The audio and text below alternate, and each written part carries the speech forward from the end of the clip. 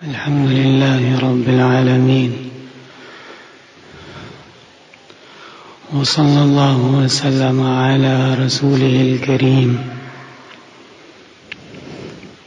ونبيه الأمين وعلى آله وأصحابه أجمعين.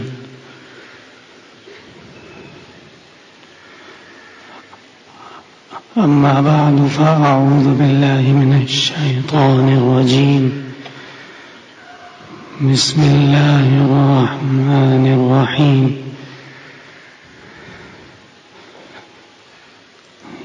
يا أيها الذين آمنوا اتقوا الله وكونوا مع الصادقين. وقال الله تعالى: إذا جاءك المنافقون قالوا نشهد إنك لرسول الله والله يعلم إنك لرسوله والله يشهد إن المنافقين لكاذبون.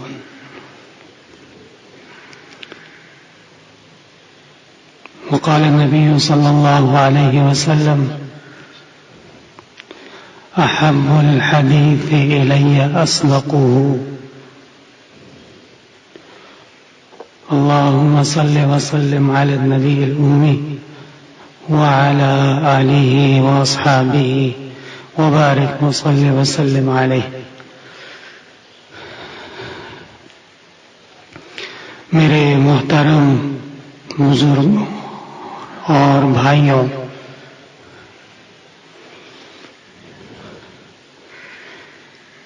ہمارے دین شریعت کی تعلیمات وہ بہت ہی بیش بہا تعلیمات ہیں، بہت ہی زیادہ شریفانہ تعلیمات ہیں. ہماری شریعت مطہرہ میں مومن کو جو تربیت دی جاتی ہے، جو اخلاق سکھائے جاتے ہیں، وہ نہایت ہی عظمت والے تربیت ہے.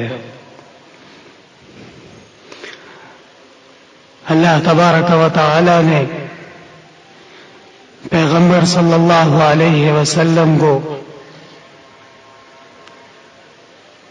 بلند درجہ بیان فرمایا، آپ کے عالی مقام بیان فرماتے ہوئے کہا: انک لعلی خلق عظیم. اے ہمارے پیغمبر، آپ زندگی کے ہر درجے میں، زندگی کے ہر باب میں انتہائی عظیم مقام اور درجے پر فائز ہیں.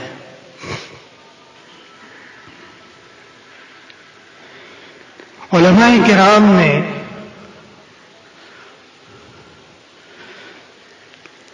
جہاں انبیاء کرام کے بہت سارے صفات بیان کی ہیں، خصوصیات بیان کی ہیں، لیکن ان میں دو خصوصیات، دو صفات، دو عظمتیں، دو بلند درجات وہ ایسے ہیں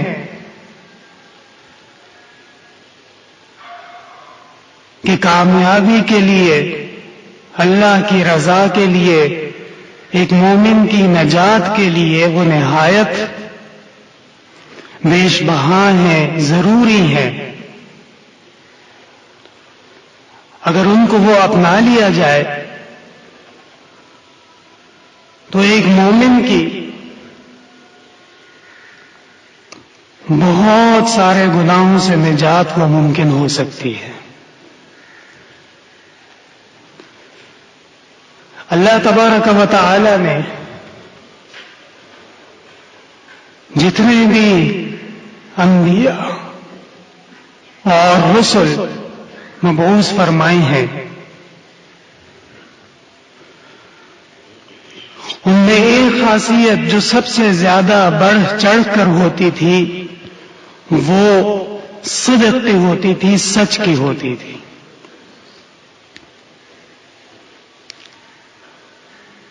اور پھر سچ کے اندر بھی دو درجات ہیں. ایک صدق مقال یعنی زبان کا، کلام کا سچ، اور دوسرا صدق افعال یعنی انسان کے اعمال سچے ہونے چاہیے.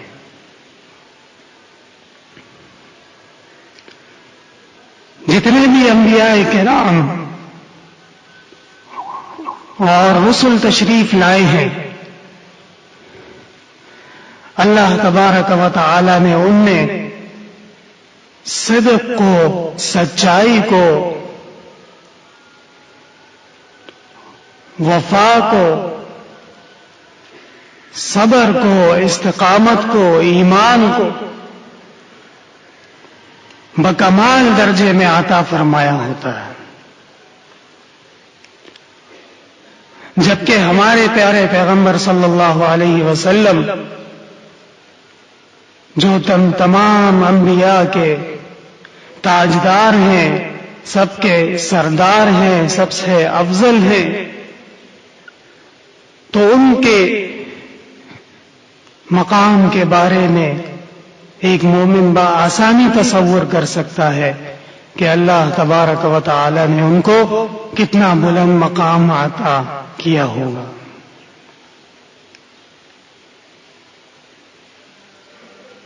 پھر اس کے ساتھ ساتھ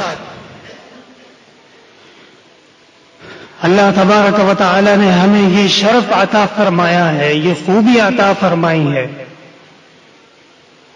کہ ہم محمد مصطفیٰ صلی اللہ علیہ وسلم کی امتی ہیں، آپ پر ایمان لانے والوں میں سے ہیں. ہم پر پیغمبر صلی اللہ علیہ وسلم فخر فرمائیں گے،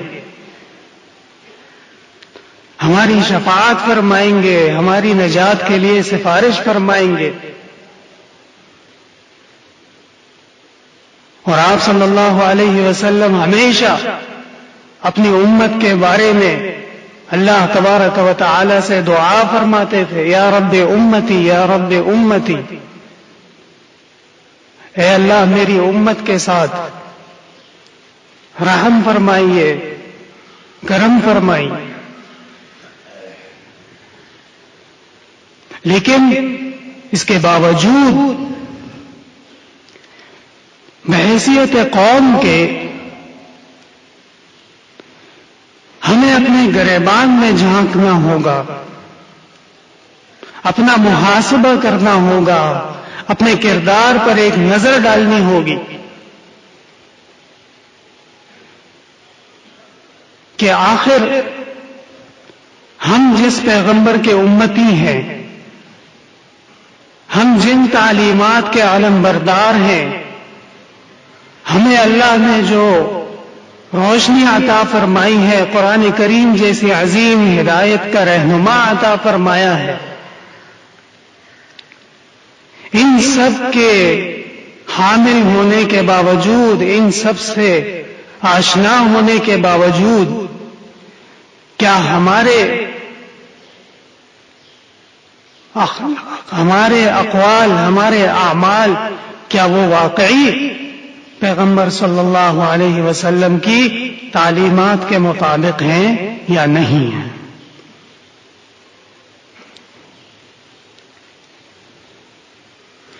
اس امت کے اندر پیغمبر صلی اللہ علیہ وسلم کے بعد افضل ترین انسان اور افضل ترین شخصیت، افضل هذه الامہ، وہ حضرت ابو بکر رضی اللہ عنہ ہے.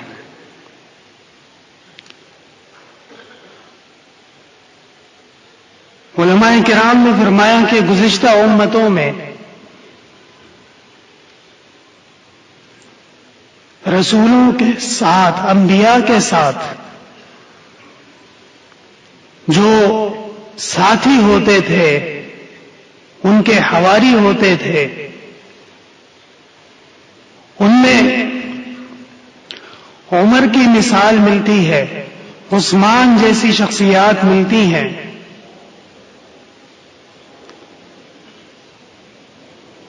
زبیر اور طلحہ جیسی شخصیات ملتی ہیں، لیکن ابو بکر جیسی شخصیت وہ گزشتہ امتوں میں سے کوئی نہیں ہوا۔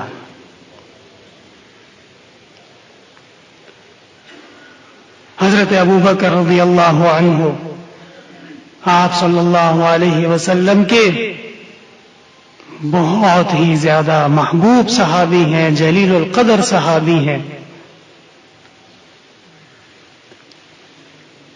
آپ صلی اللہ علیہ وسلم نے فرمایا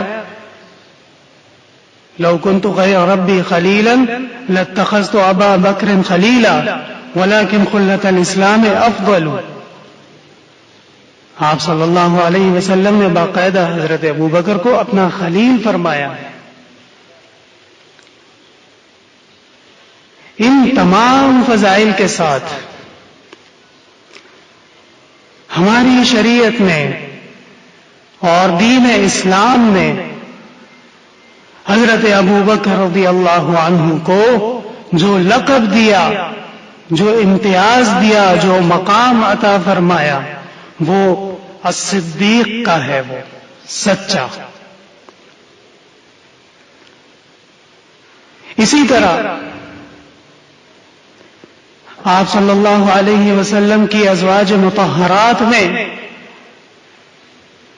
حضرت خدیجہ الکبریٰ کے بعد آپ صلی اللہ علیہ وسلم کی سب سے زیادہ محبوبہ، آپ کی سب سے زیادہ قرب والی، سب سے زیادہ محبت والی حضرت ابو بکر رضی اللہ عنہ کی صاحبزادی حضرت عائشہ رضی اللہ عنہا ہے، ان کو بھی الصدیقہ کا لقب عطا کیا گیا۔ اس میں ہمارے لیے قابل غور سبق ہے، یہ بات ہے کہ اللہ تبارک و تعالی جس کی شریعت پر عمل کرنے کو قبول فرما لیتے ہیں، جس کو دین کی توفیق عطا فرماتے ہیں، جس کو قبولیت کے شرف سے نوازتے ہیں، تو اس کے اندر صدق کی، اس کے اندر سچائی کی خاصیت وہ خود بخود پیدا ہو جاتی ہے۔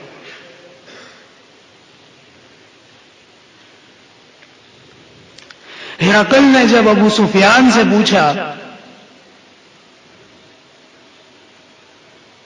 کہ آپ محمد کو اپنا دشمن کہتے ہیں، ان کو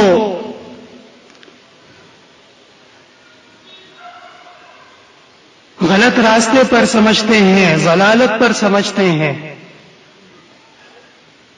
تو یہ تو بتاؤ کہ وہ جو محمد ہیں وہ کیا تعلیم دیتے ہیں؟ اب عجیب بات یہ ہے کہ اللہ تبارک و تعالی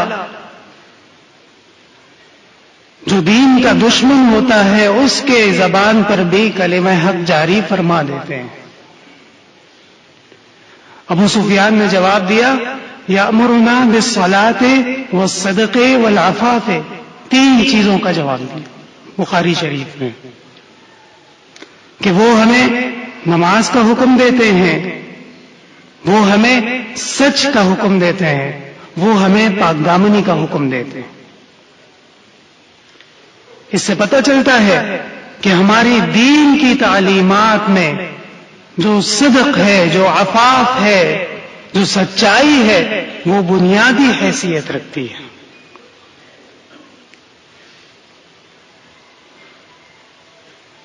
اس کے باوجود کہ جھوٹ بولنا ایک بہت بڑا گناہ ہے، اور جھوٹ یہ ایک ایسی بیماری ہے کہ علماء کرام میں جو اسلاف ہوئے ہیں، بڑے ائمہ ہوئے ہیں، محققین ہوئے ہیں،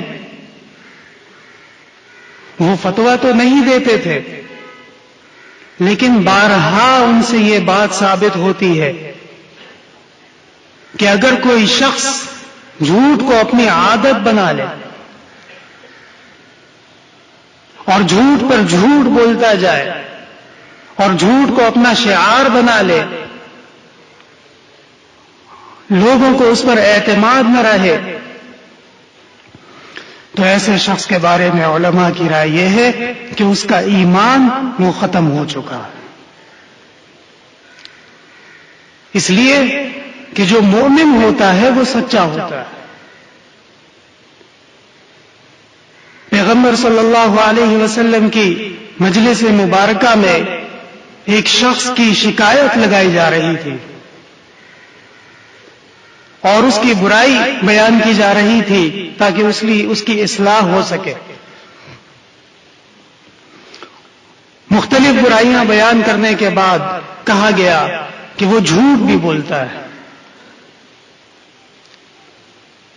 آپ صلی اللہ علیہ وسلم نے فرمایا صحابہ کرام سے کہ آپ لوگ جو کہہ رہے ہیں وہ محتاط انداز سے کہیے، ذرا سوچ کر کہیے، مجھ پر جو ایمان لا چکا ہو وہ جھوٹ نہیں بول سکتا۔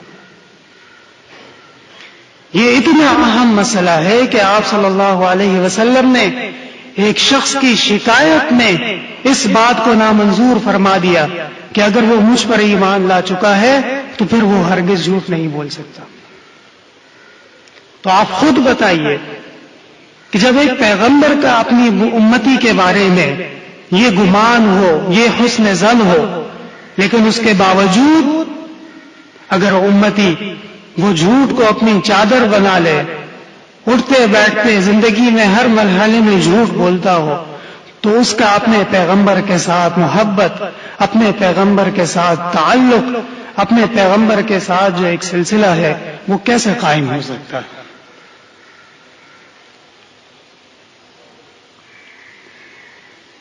پیغمبر صلی اللہ علیہ وسلم جب صحابہ کرام کو وعظ و نصیحت فرماتے تھے، کسی خاص بات کا حکم فرماتے تھے، تو آپ باقاعدہ یہ فرما دیتے تھے کہ یاد رکھو، غور سے سن لو، احب الحدیث الی اصدقہ، سب سے زیادہ پسندیدہ بات میرے نزدیک وہ سچی بات ہے، جھوٹ برداشت نہیں ہے، کذب برداشت نہیں ہے، دروغ گوئی برداشت نہیں ہے۔ اللہ تبارک و تعالی نے قرآن کریم کے اندر منافقین کے بارے میں فرمایا یہ سارے کے سارے جہنم جائیں گے، ان کے لیے دردناک عذاب ہوگا، اور وجہ کیا ہوگی؟ وَلَهُمْ عَذَابٌ عَلِيمٌ بِمَا كَانُوا يَكْذِبُونَ، ان کے لیے انتہائی دردناک عذاب ہوگا بوجہ اس کے کہ یہ جھوٹ بولتے تھے۔ میرے محترم بھائیوں،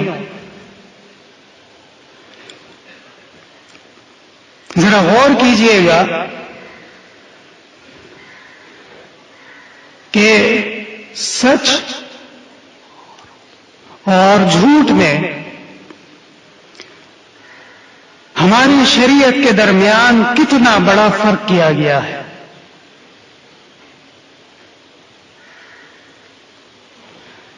اگر ایک کافر ہو، ایک مشرک ہو، ایک بدعقیدہ ہو،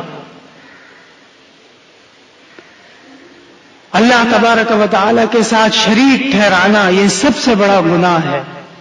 ان الشرک لظلم عظیم، ان اللہ لا یغفر ان یشرک بہ ویغفر ما دون ذلک لمن یشاء۔ اللہ تبارک و تعالی فرماتے ہیں کہ شرک اس کو ہم معاف نہیں کرتے اور اس کے بدلے میں سزا ہمیشگی کی جہنم کو ضرور ملے گی۔ دوسری آیت میں فرمایا کہ شرک یہ سب سے بڑا ظلم ہے، سب سے بڑا گناہ ہے، سب سے بڑی زیادتی ہے۔ انسان اگر کافر ہے اور اس نے تمام زندگی منہیات پر عمل کیا ہے، زنا کرتا رہا ہے، شراب نوشی کرتا رہا ہے، جھوٹ بولتا رہا ہے، قتل کرتا رہا ہے، لوگوں کا حق سلب کرتا رہا ہے، لیکن من قال لا الہ الا اللہ دخل الجنہ، حدیث شریف میں آیا اگر کسی نے دل سے سچائی کے ساتھ کلمہ طیبہ پڑھ لیا تو وہ جنتی ہے، مومن ہے۔ یہ کلمہ کیسا ہوگا؟ علماء کرام نے فرمایا اس کلمے میں صدق کا ہونا اور سچائی کا ہونا یہ لازم ہے۔ یہی وجہ ہے کہ ایک صحابی آپ صلی اللہ علیہ وسلم کی خدمت میں آئے، ابھی ایمان نہیں لائے تھے۔ دوسرے صحابی وہ ان کے انتظار میں مسجد سے باہر کھڑے ہو گئے، اس لیے کہ یہ جو پیغمبر سے ملاقات کے لیے تشریف لائے تھے انہوں نے اس صحابی کے کچھ رشتہ داروں کو قتل کیا تھا۔ تو وہ صحابی اس انتظار میں تھے کہ یہ باہر نکلے تو میں اس سے بدلہ لوں،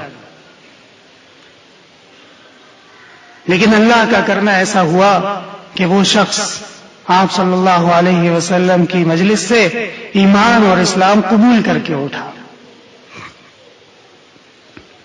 جو صحابی بدلہ لینا چاہتے تھے انہوں نے آپ صلی اللہ علیہ وسلم سے فرمایا کہ اللہ کے رسول، اس کے ذمے میرا خون ہے، اس نے میرے رشتہ دار کو قتل کیا۔ آپ صلی اللہ علیہ وسلم نے فرمایا کہ اب اس سلسلے میں کچھ نہیں ہو سکتا۔ ایک اور موقع پہ آپ نے فرمایا ان الاسلام یہدم ما کان قبلہ، اسلام لانے سے قبل کے جو گناہ ہوتے ہیں، جو ناکردنیاں ہوتی ہیں، جو معاصی ہوتی ہیں، وہ اسلام لانے کی برکت سے ختم ہو جاتی ہیں، معاف ہو جاتی ہیں۔ انسان ایسا ہو جاتا ہے جیسے اسی دن پیدا ہوا۔ یہ کمال دیکھیے، یہ سب کیا ہو رہا ہے؟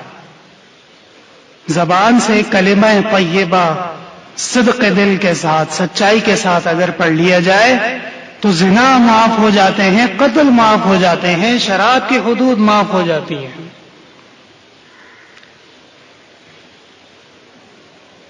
اگر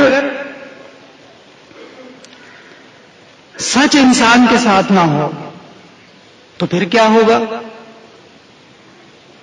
اللہ تبارک و تعالی نے پیغمبر صلی اللہ علیہ وسلم کو ارشاد فرمایا اذا جاءك المنافقون قالوا نشهد انك لرسول اللہ، یہ منافقین آپ کے پاس آتے ہیں، کہتے ہیں کہ ہم گواہی دیتے ہیں آپ اللہ کے رسول ہیں۔ ظاہر بات ہے اللہ کے رسول کی گواہی تبھی قابل قبول ہوگی جب اللہ کی الوہیت کی گواہی قابل قبول ہوگی۔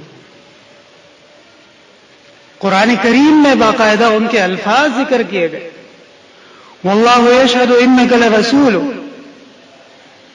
اللہ تبارک و تعالی جانتے ہیں، اللہ تبارک و تعالی سے بڑا باخبر کون ہے کہ یقیناً آپ اللہ کے سچے رسول ہیں۔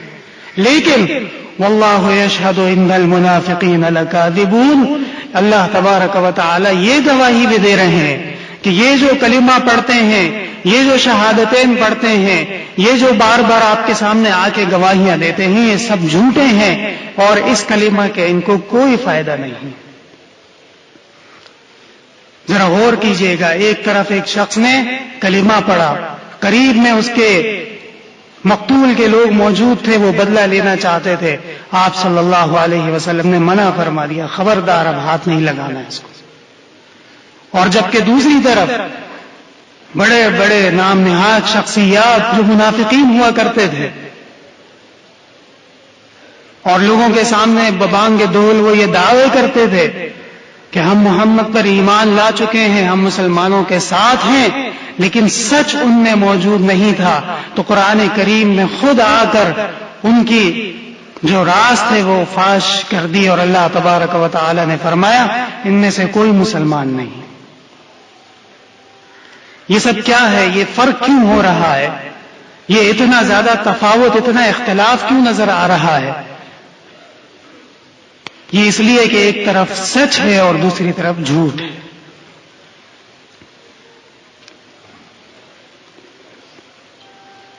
حضرت اسامہ ابن زید رضی اللہ عنہ جو آپ صلی اللہ علیہ وسلم کے محبوب کہلاتے ہیں، پیغمبر صلی اللہ علیہ وسلم کے نہایت قریبی ہیں، کم عمر صحابی ہیں۔ محدثین فرماتے ہیں جس طرح آپ حضرت حسن سے، حضرت حسین سے رضی اللہ عنہما سے محبت کرتے تھے، ان کو گود میں لیتے تھے، ان کو اپنے سینے سے لگاتے تھے، اسی طرح حضرت اسامہ کو بھی آپ اپنے قریب رکھتے تھے۔ یہ حضرت زید بن حارثہ کے صاحبزادے ہیں۔ حضرت زید بن حارثہ وہ صحابی ہیں، وہ واحد صحابی ہیں کہ جن کا ذکر اللہ تبارک و تعالی نے قرآن کریم میں نام لے کر کیا ہے۔ فلما قضى زید منها وطرا، تو یہ اسامہ حضرت زید بن حارثہ کے صاحبزادے ہیں۔ محدثین کہتے ہیں کہ صحابہ کرام کو آپ صلی اللہ علیہ وسلم سے کوئی ایسا معاملہ پیش کرنا ہوتا یا مشورہ کرنا ہوتا کہ جس میں اور کسی کی ہمت نہیں ہوتی تھی،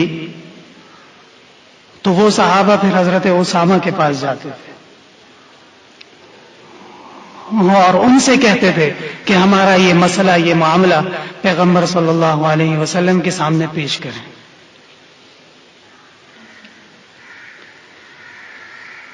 اور بڑے بڑے صحابہ کرام رضوان اللہ علیہ مجمعین کی موجودگی میں پیغمبر صلی اللہ علیہ وسلم نے حضرت اسامہ کو لشکر کا بڑا بنایا ہے، امیر بنایا ہے، اور صحابہ کرام کو ان کی اطاعت کا حکم دیا تھا۔ یہ اصل میں تمہید ہے، معاملہ میں آپ کے سامنے رکھنا چاہتا ہوں۔ چنانچہ یہ جو حضرت اسامہ رضی اللہ عنہ ہیں، ان کو آپ صلی اللہ علیہ وسلم کے حکم پر ایک سریہ میں بھیجا گیا۔ سریہ اس جہاد کی جماعت کو کہا جاتا ہے کہ جس میں پیغمبر صلی اللہ علیہ وسلم بنفس نفیس خود موجود نہیں ہوتے۔ وہاں پر صحابہ کرام کو جب مشرکین سے سامنا ہوا تو بہت زیادہ مزاحمت کا سامنا کرنا پڑا، لیکن اس کے باوجود اللہ تبارک و تعالی نے صحابہ کرام کو فتح عطا فرمائی، نصرت عطا فرمائی۔ جب اس علاقے میں صحابہ کرام داخل ہوئے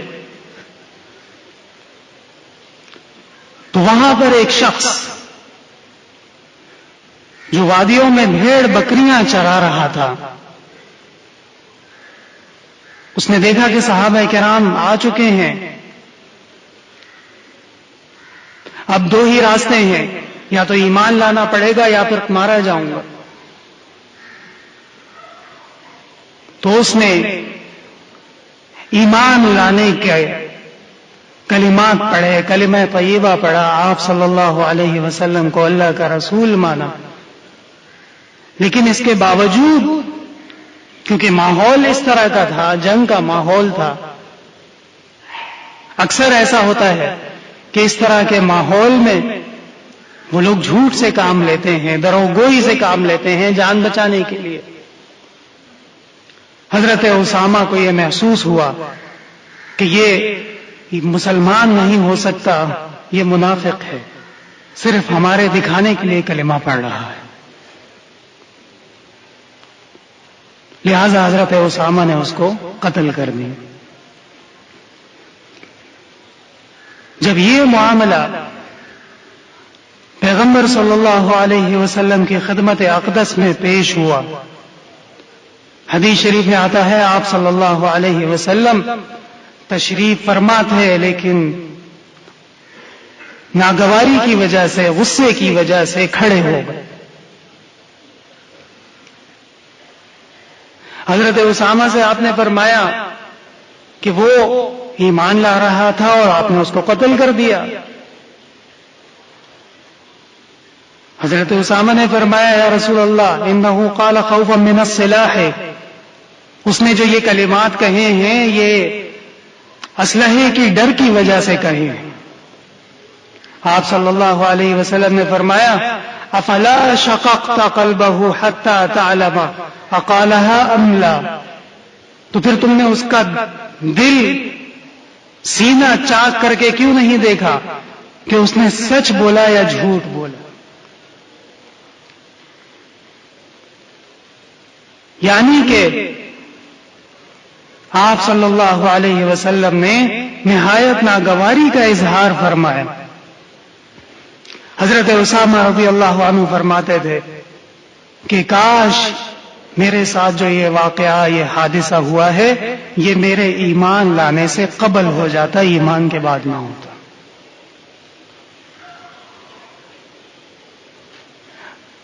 حدیث شریف میں آتا ہے کہ اللہ تبارک و تعالی کو یہ تو قابل برداشت ہے، لزوال الدنیا اہون عند اللہ، کہ یہ پوری کی پوری دنیا یہ تباہ ہو جائے، یہ برباد ہو جائے، یہ ختم ہو جائے، لیکن ایک مسلمان کا جو ناحق خون ہے وہ اللہ تبارک و تعالی کے ہاں قابل برداشت نہیں ہے.